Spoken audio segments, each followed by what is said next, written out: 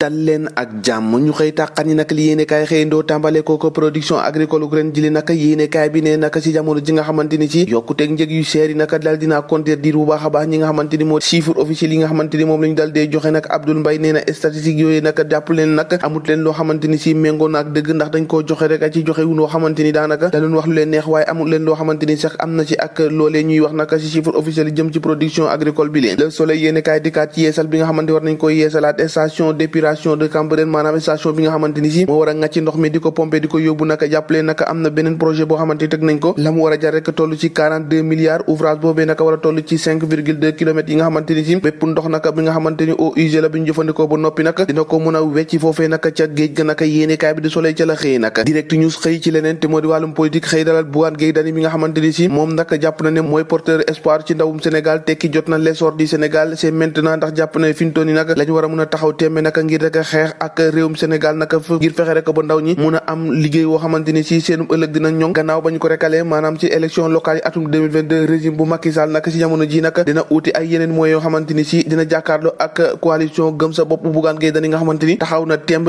horizon 2024 la def ngir rek laaj baatu askan wi ngir mun a doon li nga xamante ni moo di président de la république nag leneen ci l'évidence yéenekaay moo di collecte d'ordures ñi nga xamante ni ñooy tonni mbalit naka si jamono ji seenu anam nañuy liggéey naka métti ba yegg ci lool technique de surface si jamono ji naka di yuuxu naka l'évidence yéenekaay ca la xëy ne anam ba ñuy liggéey naka métti na ci dundin woo xamante ni ak ci mbalit moo xamante ni daanaka xet wa foo ko natt rek weesu na ko waaye naka ñoom ñoo nga ca di ci dund ci anam boo xamante ni métti na lool ba tax naka tey ji naka yéenekaay bi xëy fësal loolee naka ca ñoom leneen loo xamante ni bés bi le jour xëy na ko maanaam juróom-benn weer yi nga xamante ni Macky Sall def na ko ci bopp naka Union africaine naka Aïssata Tall Sall nag ubbi na valise bi nga xamante ni si naka moo di valise diplomatique naka la mu xamle rek moo di Macky Sall def na jéego bu rëy ci li nga xamante ni moo jëm ci wàllum diplomatie benn sommet ab question identitaire boo xamante war nañ ko amal ci Dakar gannaaw Mali président Macky Sall naka ñoo ngi koy xaar ca Guinée ak ca Burkina ndax moom itam dina défendre candidature Afrique foofee ca conseil de sécurité bu ONU loolee lépp naka nekk li nga xamante ni moo di calendrier bi Macky Sall war a taxawal rek ngir amal ak yéen ciy tukki ci réewum Afrique l'ONU nag foofee la ñu jógee dem wax ci mandat yéenekaay bi di kat ci conjoncture économique ak tension sociale yi nga xamante ni moom moo dal dee monté bu baax a baax ak taxawaay bi nga xamante ni opposition bi taxaw nañ ko Macky Sall moom si jamono ji mun nañoo ne nag daanaka ab safara moo ko war ndomb a tax yéenekaay bi xëy fësal nataalam naka loxo ba dar gémmiñ ga naka loolee naka si mandat yéenekaay ca la xëyee naka yéenekaay bi di quotidien xëy leneen te moo di présidence foofee ca Union africaine Macky ami mandat Aïssata Tall Sall dresse un bilan boo xamante ni si baax na lool Le Témoin quotidien xëy témoigné dikkaat naka si